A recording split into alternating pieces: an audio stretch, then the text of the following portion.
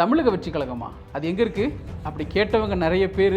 இங்கே மே 4ஆம் தேதி காலையில் 9:30லேருந்து 10 மணிக்கு அவங்க வாயிலாம் அடைச்சி போச்சு.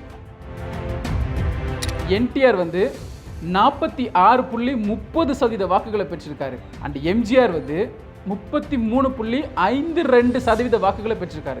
தமிழக வெற்றி கழகத்தின் சார்பாக விஜய் அவர்கள் 34.92 வாக்குகளை பெற்றிருக்காரு. ஸோ அந்த லிஸ்ட்டில் என்டிஆருக்கு அடுத்து விஜய் வந்திருக்காரு, 3ஆவது இடத்துக்கு எம்ஜிஆர் வந்திருக்காரு. அதாவது எஸ்சி எஸ்டி பிரிவின் மட்டுமே நிற்கக்கூடிய அந்த தனி தொகுதிகளில் 26 தொகுதிகளை கைப்பற்றி தனி தொகுதிகளில் மிகப்பெரிய வெற்றி பெற்றது தமிழக வெற்றி கழகம். அது மட்டும் இல்லை, பொது தொகுதிகளில் பல இடங்களில் ஒரு எஸ்சி எஸ்டி ஒரு தலித் சமூகத்தை சேர்ந்தவங்களை வேட்பாளராக நிறுத்தியிருக்காங்க. பொது தொகுதிகளில் தமிழக வெற்றி கழகம் சார்பாக நின்ன தலித் வேட்பாளர்கள் 26 தொகுதிகளில் வென்றிருக்காங்க. இன்னைக்கு விடுதலை சிறுத்தை கட்சியில் திருமாவளவன் அவர்கள் திமுக கிட்ட ஒரு பொது தொகுதி கொடுங்க அப்படின்னு போராட்டம்லாம் பண்ணியிருக்காரு. இதெல்லாம் ஒரு சம்பவமா அப்படிங்கிற மாதிரி ஒரு தரமான சம்பவத்தை தான் விஜய் அவர்கள் அடுத்து செஞ்சார். கொளத்தூர் தொகுதியில் 3 தடவை வெற்றி பெற்ற மு.க. ஸ்டாலின் அவர்கள் தோற்கடிக்கப்பட்டார். வி.எஸ். பாபு அவர்கள் சொன்ன விஷயம் என்னன்னா, நான் கொளத்தூரில் ஸ்டாலினை காலி பண்ணுவேன் அப்படின்னாரு. இதை வந்து ஆதவ அர்ஜுனா ஒரு மேடையில் சொன்னார். 200க்கு 200 ஜெயிப்புன்னு சொன்னாங்க. அப்படி இருக்கிற முதல்வர் வி.எஸ். பாபு கிட்ட தோற்றது திமுகவுக்கு ஒரு மிகப்பெரிய அடியாக பார்க்கப்பட்டுச்சு. ஒரு அரசு போகுது அப்படின்னா அந்த அரசு அதனுடைய வேட்பாளர்கள் அதனுடைய எம்எல்ஏக்கள் தோக்குறாங்கன்னா ஒரு பெரிய விஷயம் கிடையாது. அங்கே மக்கள் வந்து மாறி வாக்களிச்சிருப்பாங்க அப்படின்ட்டு. ஆனால் ஒரு அமைச்சர் தொகுதியாக இருக்கக்கூடிய தொகுதிகள் இருக்கக்கூடிய வேட்பாளர்கள் தோக்குறாங்க அப்படின்னா அது அந்த கட்சியினுடைய கட்டமைப்பையே உடைக்குது. திமுக அமைச்சர்கள் 14 பேர் இந்த தடவை தோல்வியுற்றிருக்காங்க. அதில் அன்பில் மகேஷ் வருவார், மா சுப்பிரமணியன் வராரு, பெரிய கருப்பன் வராரு. தமிழக வெற்றி கழகம் போட்டியிட்ட 233 தொகுதிகளிலையும் எந்த தொகுதிகளும் டெபாசிட் இழக்கல. எல்லா தொகுதிகளும் டெபாசிட் வாங்கிட்டாங்க. திருவிக நகரில் இருக்கக்கூடிய தாவேகா வேட்பாளர் அவங்க ஒரு கர்ப்பிணி பெண், அவங்க ஜெயிச்சிருக்காங்க. ராயபுரத்தில் ஆட்டோ டிரைவர் ஜெயிச்சிருக்காரு. விஜய் அவர்களுடைய ஓட்டுநருடைய மகன் ஜெயிச்சிருக்காரு. மாற்றுத்திறனாளி ஜெயிச்சிருக்காங்க. 34.92% பெற்று இந்தியாவிலேயே ஒரு கட்சி ஆரம்பித்த முதல் தேர்தலிலேயே இவ்வளவு சதவீத வாக்கு வாங்குது அப்படின்னா அது தமிழக வெற்றி கழகம் மட்டும்தான். இனி வரக்கூடிய காலங்களில் அடுத்து ஒரு 50 வருஷத்தில் தமிழக வெற்றி கழகத்தை தவிர்த்துட்டு தமிழ்நாட்டில் ஒரு அரசியல் இயங்காது அப்படிங்கிறத தமிழக வெற்றி கழகம் இன்னைக்கு நிரூபிச்சிருக்காங்க. அரசியல் தகவல்களை உடனுக்குடன் தெரிந்து கொள்ள பாயிண்ட் ஆஃப் வியூ சேனலை சப்ஸ்கிரைப் செய்யவும்.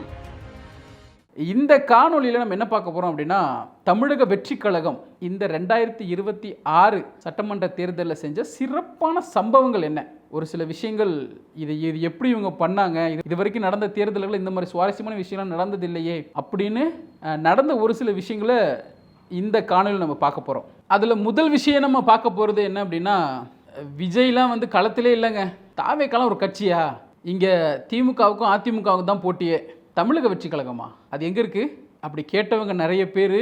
இங்கே பல வருட அனுபவம் உள்ள அரசியல்வாதிகள். அப்படி அவங்களாம் கேள்வி கேட்டதுக்கு மாறா மே 3 வரைக்கும் அப்படி பேசிகிட்டு இருந்தாங்க. ஆனால் மே 4ஆம் தேதி காலையில் 9:30லேருந்து 10 மணிக்கு அவங்க வாயிலாம் அடைச்சி போச்சு. ஏன்னா விஜய் அவர்கள் பெரம்பூர் தொகுதியிலையும் திருச்சி கிழக்கு தொகுதியிலையும் பெருவாரியான வாக்கில் முன்னிலையில் இருந்தார். மதியம் இல்லை ஒரு ஈவினிங் ஒரு 4 மணிக்கெலாம் விஜயோடைய வெற்றி இந்த 2 தொகுதியிலையும் உறுதி ஆயிடுச்சு. இதுக்கு முன்னாடியும் பல பேர் போட்டிட்டு இருக்காங்க. ஏதாவது ஒரு தொகுதியில் ஜெயிச்சிருக்காங்க, 2 தொகுதியிலையும் தோற்று போனவங்களாம் இருக்காங்க. அப்படி இருக்கும் பொழுது விஜய் அவர்கள் 2 தொகுதியில் நின்று 2 தொகுதியிலையுமே வெற்றி பெற்றிருக்காரு. பெருவாரியான வாக்குகளை வெற்றி பெற்றிருக்காருங்கிறது ஒரு முக்கியமான விஷயமா இந்த தேர்தல் நம்ம பார்க்குறோம். அடுத்து நம்ம என்ன பார்க்குறோம் அப்படின்னா, தமிழக வெற்றி கழகத்துடைய சட்டமன்ற உறுப்பினர்களில் 12 பேர், அதாவது 12 பேர் சட்டமன்ற உறுப்பினர்களாக உள்ளே போகிறாங்க.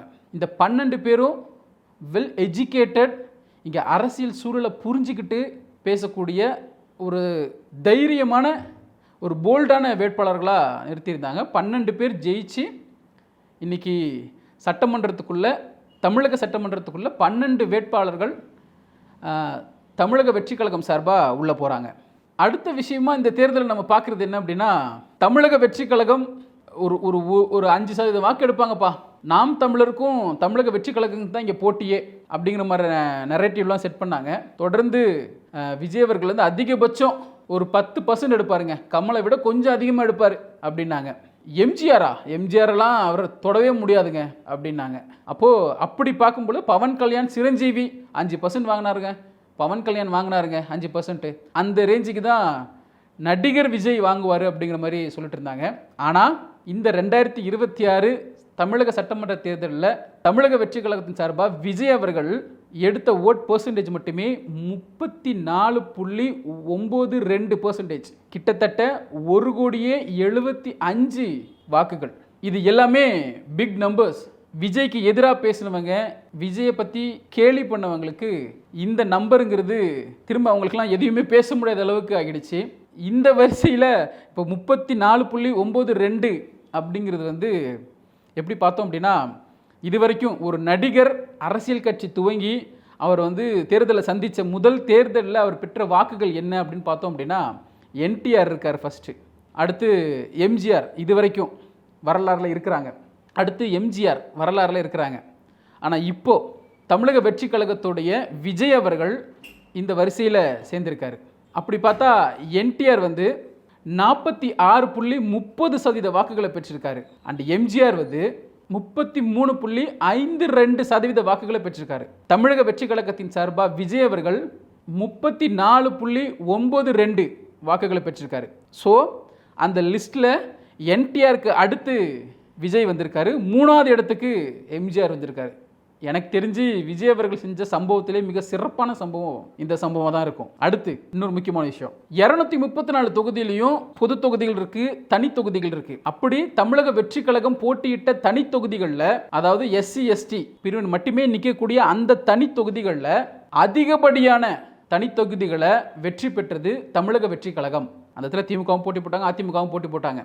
26 தொகுதிகளை கைப்பற்றி தனி தொகுதிகளில் மிகப்பெரிய வெற்றி பெற்றது தமிழக வெற்றி கழகம். அது மட்டும் இல்லை, கிட்டத்தட்ட பொது தொகுதிகளில் பல இடங்களில் ஒரு SC ST ஒரு தலித் சமூகத்தை சேர்ந்தவங்களை வேட்பாளராக நிறுத்தியிருக்காங்க. அப்படி பார்த்தா 26 பொது தொகுதிகளில் தமிழக வெற்றி கழகம் சார்பாக நின்ன தலித் வேட்பாளர்கள் 26 தொகுதிகளில் வென்றிருக்காங்க. இது நம்பர்ஸ் நம்ம பார்க்கும்பொழுது சாதாரண ஒரு விஷயமா நம்ம கடந்து போவோம். ஆனால் அப்படி கிடையாது.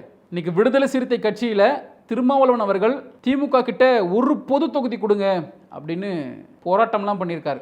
அவங்களுக்குள்ள அந்த அவங்க 2 பேருக்குள்ள ஒரு மாதிரி கேட்டதாகவும் அவர் கொடுக்க மாட்டேன்னு சொன்னதாகவும் பல விஷயங்கள் நம்ம பார்த்துருக்கோம். அப்படி இதே எலெக்ஷனில் ஒரு பொது தொகுதி கூட கொடுக்க முடியாத இடத்துல தான் இன்றைக்கும் 75 வருட பாரம்பரியமான கட்சி இருக்குது. அப்படி இருக்கும்போது கிட்டத்தட்ட 26 பொது தொகுதிகளை தமிழக வெற்றி கழகம் தலித் வேட்பாளர்களை நிற்க வச்சு ஜெயிக்க வச்சுருக்காங்க. நான் திரும்பவும் எதுக்கு அதை சொல்கிறேன் அப்படின்னா, தமிழக வெற்றி கழகம் அந்த சாதி அப்படிங்கிற ஒரு கட்டமைப்புலேருந்து உடஞ்சிருச்சு, மதம் அப்படிங்கிற கட்டமைப்புலேருந்து உடஞ்சிருச்சு. இவங்க செட் பண்ணி வச்சுருந்த, இது வரைக்கும் அரசியல் இவங்க செட் பண்ணி வச்சுருந்த இந்த சாதி ரீதியான வாக்குகள், மத ரீதியான வாக்குகள், இது எல்லாமே உடஞ்சி இந்த தேர்தலில் தமிழக வெற்றி கழகம் செஞ்சுருக்கிறது ஒரு அபரிவிதமான விஷயமா இருக்குது. இதெல்லாம் ஒரு சம்பவமா அப்படிங்கிற மாதிரி ஒரு தரமான சம்பவத்தை தான் விஜய் அவர்கள் அடுத்து செஞ்சார். என்ன அப்படின்னா, கொளத்தூர் தொகுதியில் இது வரைக்கும் 3 தடவை வெற்றி பெற்ற நம்மளுடைய முன்னாள் முதல்வர் மு.க. ஸ்டாலின் அவர்கள் தோற்கடிக்கப்பட்டார். 8795 வாக்குகள் வித்தியாசத்தில் தமிழக வெற்றி கழகத்தை சார்ந்த VS பாபு இந்த தொகுதியில் வெற்றி பெற்றார். கொஞ்சம் ஃப்ளாஷ்பேக் போயிட்டு நம்ம VS பாபு தமிழக வெற்றி கழகத்தில் சேர்ந்த அந்த ஒரு இன்டர்வியூவை பார்த்தோம் அப்படின்னா, அவர் பின்னாடி ஒரு 2 பேர் தான் நின்னாங்க. ஒரு 4-5 ப்ரெஸ் தான் அவர்கிட்ட பேட்டி எடுத்தாங்க. மனுஷன் ஒரு மாதிரி படபடப்பாகவே பேசுவார். நான் கூட இப்போ யோசித்தேன், சரி ஓகே இது மாதிரி என்ன செய்ய போகிறான்னு தெரில அப்படிங்கிற மாதிரி யோசித்தேன். ஆனால் அடுத்தடுத்து அவர் செய்யக்கூடிய நிகழ்வுகளாக இருக்கட்டும், அடுத்தடுத்து அவர் சொன்ன விஷயங்களாக இருக்கட்டும், ஆதவர்ஜுனா அவரை பற்றி சொன்ன விஷயங்களாக இருக்கட்டும், VS பாபு அண்ணன் வந்து கொளத்தூர் தொகுதியை கேட்குறாரு அப்படின்னு சொல்லும்பொழுது, சரி ஓகே ஸ்டாலின் எப்படி ஜெயிக்க போகிறாங்க, ஸோ தமிழக வெற்றி கழகத்தின் சார்பாக ஒரு டம்மி கேண்டிடேட்டை போட்டிருக்காங்க அப்படிங்கிற மாதிரி தான் எல்லாருமே நினச்சோம். நானும் அப்படி தான் நினச்சேன். ஆனால் VS பாபு அவர்கள் சொன்ன விஷயம் என்னன்னா, நான் கொளத்தூரில் ஸ்டாலினை காலி பண்ணுவேன் அப்படின்னாரு. இதை வந்து ஆதவர்ஜுனா ஒரு மேடையில் சொன்னார். அண்ணன் காலி பண்ணுவார், அவங்களுக்கு என்ன லாங்குவேஜ் தெரியுமோ அந்த லாங்குவேஜில் நான் பேசுவேன் அப்படின்னாரு. ஸோ ரொம்ப கான்ஃபிடென்ட்டாக இருக்கார் அவரும் அப்படிங்கிற மாதிரி சொன்னார். அதெல்லாம் உண்மையாக்குற மாதிரி முதல் சுற்றில் இருந்தே 8:45 முதல் சுற்றில் இருந்தே கொளத்தூர் தொகுதியில் VS பாபு முன்னிலையில் இருந்தார். கடைசி 10-11 கிட்டத்தட்ட 30 கவுண்ட் போச்சு. அதில் 8795 வாக்குகள் வித்தியாசத்தில் முதல்வர் ஸ்டாலினை முன்னாள் முதல்வர் ஆக்கிட்டார். ஸோ இது ஒரு மிகப்பெரிய சம்பவம். ஏன் அப்படின்னா இங்கே வந்து வெஸ்ட் பெங்காலில் மம்தா பானர்ஜி அவங்க ஆட்சியை இழந்துட்டாங்க. ஆனால் அவங்க நின்ன தொகுதியில் அவங்க ஜெயிச்சிட்டாங்க. பினராயி விஜயன் அவர் ஆட்சியை இழந்துட்டார். அங்கே காங்கிரஸ் இப்போ ஆட்சியில் இருக்காங்க. அப்படிங்கும் பொழுது பினராயி விஜயன் அவரோட தொகுதியில் ஜெயிச்சிட்டாரு.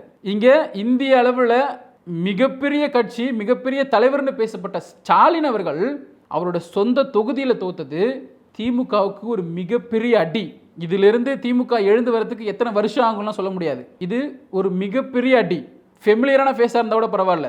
விஎஸ் பாபு அவர் ஏற்கனவே திமுகவில் இருந்தவர் தான், அதிமுகவில் மாவட்ட செயலாளராக இருந்தவர் தான். அவர்கிட்ட இது வரைக்கும் எப்பவுமே தோக்காத முதல்வர் ஸ்டாலின் தோத்தது முக்கியமாக திமுகவுடைய சிஎம் கேண்டிடேட். அவர் 200க்கு 200 ஜெயிப்புன்னு சொன்னாங்க. அப்படி இருக்கிற முதல்வர் விஎஸ் பாபு கிட்ட தோத்தது திமுகவுக்கு ஒரு மிகப்பெரிய அடியாக பார்க்கப்பட்டுச்சு. உற்சாகத்தோட கவுண்டிங் ஆரம்பித்த திமுக தொண்டர்களுக்கு மிகப்பெரிய பாதிப்பாக இருந்துச்சு. ஒரு சில பேர் மனசு உடைஞ்சு ரொம்ப விரக்தியில் போனாங்க. அதையும் நம்ம பார்த்துக்கிட்டு தான் இருந்தோம். ஸோ இந்த சம்பவம் தமிழக வெற்றி கழகம் செஞ்ச சம்பவத்திலே மிக சிறப்பான சம்பவமாக இருக்கும். அடுத்து ஒரு அரசு போகுது அப்படின்னா அந்த அரசு அதனுடைய வேட்பாளர்கள் அதனுடைய எம்எல்ஏக்கள் தோக்குறாங்கன்னா ஒரு பெரிய விஷயம் கிடையாது. அங்கே மக்கள் வந்து மாறி வாக்களிச்சிருப்பாங்க அப்படின்ட்டு. ஆனால் ஒரு அமைச்சர் தொகுதியாக இருக்கக்கூடிய தொகுதிகள் இருக்கக்கூடிய வேட்பாளர்கள் தோக்குறாங்க அப்படின்னா அது அந்த கட்சியினுடைய கட்டமைப்பையே உடைக்குது. மக்கள் அந்த கட்சி மேலே வச்சிருந்த நம்பிக்கையை உடைக்குது. அப்படி திமுக அமைச்சர்கள் 14 பேர் இந்த தடவை தோல்வியுற்றிருக்காங்க. இது மக்கள் திமுக அரசுக்கு கொடுத்த ஒரு பதிலடி. 14 அமைச்சர்கள் தோக்குறாங்க அப்படின்னா மொத்த ஸ்ட்ரக்சர் திமுகவுடைய இந்த 5 வருஷம் இவங்க செஞ்ச ஆட்சி எங்களுக்கு பிடிக்கல அப்படிங்கிற மாதிரி ஒருமித்த கருத்தில் இந்த 14 அமைச்சர்களும் தோக்கடிச்சிருக்காங்க. அதில் அன்பில் மகேஷ் வருவார், மா சுப்பிரமணியன் வராரு, பெரிய கருப்பன் வராரு, இன்னும் எத்தனையோ முக்கியமான அமைச்சர்கள், நமக்கு ஃபெமிலியரான எல்லா அமைச்சர்களுமே இந்த தோல்வி பட்டியலில் வர்றாங்க. இதுவும் தமிழக வெற்றி கழகம் செஞ்ச ஒரு தரமான சம்பவம். அடுத்து நடக்கிற விஷயம் வந்து நம்ம ஃபெமிலியராக கேள்விப்பட்ட விஷயம் தான். டெபாசிட் போகுது அப்படிம்பாங்க. என்ன அப்படின்னா ஒரு குறிப்பிட்ட வாக்கு சதவீதம் அவங்க வாங்கலை அப்படின்னா அவங்க முன்பிணையாக கட்டின அந்த தொகையை கவர்மெண்ட்டே எடுத்துக்கும். அப்படி அந்த வாக்கு வாங்கிட்டாங்க அப்படின்னா கவர்மெண்ட் திரும்ப கொடுத்துரும். இதுதான் டெபாசிட். ஒரு பேசிக்கான ஒரு அமௌண்ட் பே பண்ணுவாங்க. ஸோ அப்படி தமிழக வெற்றி கழகம் போட்டியிட்ட 233 தொகுதிகளிலையும் எந்த தொகுதிகளும் டெபாசிட் இழக்கலை. எல்லா தொகுதிகளும் டெபாசிட் வாங்கிட்டாங்க. ஏன் எடப்பாடியில் தமிழக வெற்றி கழகத்தின் ஆதரவோடு இருந்த அந்த டிவி சின்னம் அவரும் டெபாசிட் இழக்கலை. ஸோ 2026 சட்டமன்ற தேர்தலில் தமிழக வெற்றி கழகம் 234 தொகுதியிலையும் எந்த தொகுதியிலும் டெபாசிட் இழக்காமல் இருந்தாங்க. இது ஒரு மிகப்பெரிய விஷயம், சான்ஸே இல்லாத விஷயம் இது. அடுத்து ஒரு சம்பவம், அதுவும் ஒரு ரொம்ப ரொம்ப ஒரு இன்ட்ரெஸ்டிங்கான சம்பவம் தான். சிவகங்கையில் இருக்கக்கூடிய திருப்பத்தூர் சட்டமன்ற தொகுதியில் இருக்கக்கூடிய வேட்பாளர், தாவேகா வேட்பாளர் தன்னை போட்டியிட்ட திமுக வேட்பாளரை விட ஒரு வாக்கு அதிகம் பெற்று ஜெயிச்சிருக்காரு. 83,375 வாக்குகளை பெற்ற தாவேகா வேட்பாளர் தனக்கு எதிராக போட்டியிட்ட திமுக வேட்பாளர் விட ஒரே ஒரு வாக்கு தான். ஒரு ஓட்டு தானப்பா, நான் போட்டா என்ன போடலைன்னா நான் போடுற ஓட்டுலேயே ஜெயிக்க போகிறாங்க அப்படிங்கிற வார்த்தைக்கு எத்தனை பேர் பேசியிருப்பாங்க. எனக்கு தெரிஞ்சே ஓட்டு போட வர்றதுக்கு ரொம்ப அழுத்துக்கிட்டவங்களாம் உண்டு. ஆனால் அவங்க வந்து உலக அரசியல் பேசுவாங்க, ஆனால் தன்னோட ஓட்டை போடுறதுக்கு வரமாட்டாங்க. அவங்களுக்கு தான் இந்த தொகுதி முக்கியமாக தெரியணும். இந்த தொகுதியை அவங்க பார்க்கணும். அந்த ஒரு ஓட்டு இங்கே வெற்றியை தீர்மானிச்சிச்சு. தமிழகத்தோட சிவகங்கை திருப்பத்தூர் தொகுதியில் ஜெயிச்சார். இப்போ உதயநிதி ஸ்டாலின் அவர்கள் கூட என்ன சொல்லியிருக்காரு அப்படின்னா, எங்களுக்கு அந்த வெற்றியின் மீது சந்தேகம் இருக்குது, நாங்கள் கோர்ட்டில் கேஸ் போடுவோம், திரும்ப அதை என்ன வைப்போம் அப்படின்ட்டு. இவ்வளோ நேரம் கழிச்சு அதுக்கு டவுட் வருது அப்படின்னா அங்கே இருக்கக்கூடிய வேட்பாளருக்கு டவுட் வந்திருக்காதா, அது செக் பண்ணியிருக்க மாட்டாங்களா அப்படிங்கிறது. ஆனால் இது வரலாறாக பதிவு செஞ்சிருச்சு. இதுவும் ஒரு முக்கியமான விஷயம். தமிழகம் வெற்றி கழகத்தோட சார்பாக பல பேர் போட்டியிட்டாங்க. பல கல்லூரி ஓனர்ஸ் போட்டிட்டாங்க, டாக்டர்ஸ் போட்டிட்டாங்க, பிஹெச்டி ஸ்காலர்ஸ் இருந்தாங்க, அண்ட் பிஸ்னஸ் மேன்ஸ் இருந்தாங்க. இவங்கெல்லாம் ஜெயிக்கிறது சரி. அதில் இன்ட்ரெஸ்டிங்காக ஜெயிச்ச ஒரு சில பேர் இருக்காங்க. ஒரு கர்ப்பிணி பெண், திருவிக நகரில் இருக்கக்கூடிய தாவேகா வேட்பாளர், அவங்க ஒரு கர்ப்பிணி பெண், அவங்க ஜெயிச்சிருக்காங்க. ராயபுரத்தில் ஆட்டோ டிரைவர் ஜெயிச்சிருக்காரு. விஜய் அவர்களுடைய ஓட்டுநருடைய மகன் ஜெயிச்சிருக்காரு. மாற்றுத்திறனாளி ஜெயிச்சிருக்காங்க. இத்தனை பேரோட வெற்றி இங்கே கிடைச்சது சாதாரணம் இல்லை. அண்ட் இது வந்து மற்ற கட்சிகள் இதை முன்னிறுத்துவாங்களா, இது முன்னிறுத்தி பேசுவாங்களா அப்படின்னா இதில் கடந்து போயிடுவாங்க. ஆனால் தமிழக வெற்றி கழகத்தினுடைய வெற்றி இந்த மாதிரி விஷயங்களை தாண்டி வர்றது ரொம்ப அபூர்வமாக இருக்குது. ஸோ இதுவும் ஒரு முக்கியமான விஷயமா தமிழக வெற்றி கழகத்தினுடைய வெற்றியில் பார்க்க முடியுது. அடுத்து நம்ம என்ன பார்க்க போகிறோம் அப்படின்னா, தமிழக வெற்றி கழகம் தன்னுடைய முதல் தேர்தலிலேயே 34.92 விழுக்காடு வாக்குகளை வாங்கி வெற்றி பெற்றிருக்கு. இந்திய அளவில் ஒரு கட்சி தன்னுடைய முதல் தேர்தலை சந்திக்குது. அதில் வாக்கு பெற்றவர்கள் அந்த லிஸ்ட்டில் பார்த்தோம் அப்படின்னா அது ஒரு புது சாதனையை படைச்சிருக்கு தமிழக வெற்றி கழகம். அந்த லிஸ்ட்டில் முதல் இடத்துல தமிழக வெற்றி கழகம் இருக்குது. 34.92% பெற்று இந்தியாவிலேயே ஒரு கட்சி ஆரம்பித்த முதல் தேர்தலிலேயே இவ்வளோ சதவீத வாக்கு வாங்குது அப்படின்னா அது தமிழக வெற்றி கழகம் மட்டும்தான். அடுத்த அந்த லிஸ்ட்டில் யார் இருக்காங்க பார்த்தீங்கன்னா, ஆம் ஆத்மி பார்ட்டி. அவங்க 29% வாக்குகளை பெற்றிருக்காங்க. அடுத்து ஒய்எஸ்ஆர் காங்கிரஸ், அவங்க 27.9% வாக்குகள் வாங்கியிருக்காங்க தாங்கள் சந்தித்த முதல் தேர்தலில். ஸோ இது எல்லாமே தமிழக வெற்றி கழகம் இன்னைக்கு சந்திச்சிருக்கிற ஒரு முக்கியமான ஒரு விஷயங்கள். இது எல்லாமே நம்ம கடந்து போயிடலாம், ஆனால் இதெல்லாம் வரலாறாக இன்றைக்கி இருக்குது. திரும்பவும் பெரும்பான்மையை நிரூபிக்கிற இடத்துல தமிழக வெற்றி கழகம் இருக்குது. அதை நோக்கிய பயணங்களில் தமிழக வெற்றி கழகத்தினுடைய தலைவர் விஜயா இருக்கட்டும், அவருடைய வெற்றி பெற்ற வேட்பாளர்களாக இருக்கட்டும், அவங்க தொடர்ந்து போயிட்டுருக்காங்க.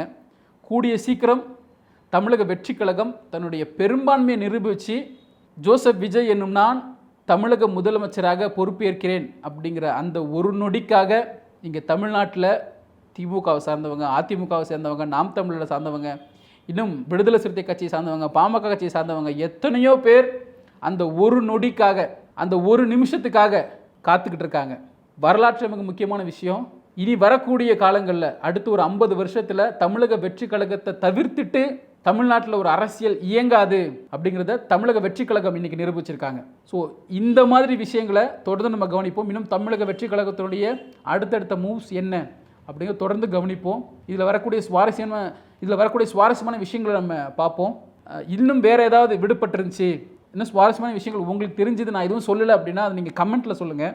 தொடர்ந்து இது மாதிரி வீடியோஸ் பார்க்குறதுக்கு பாயிண்ட் ஆஃப் வியூ சேனலை சப்ஸ்கிரைப் பண்ணுங்கள், லைக் பண்ணுங்கள், ஷேர் பண்ணுங்கள். மறுபடியும் இன்னொரு இன்ட்ரெஸ்டிங்கான வீடியோவில் உங்களை சந்திக்கிறேன். நன்றி, வணக்கம்.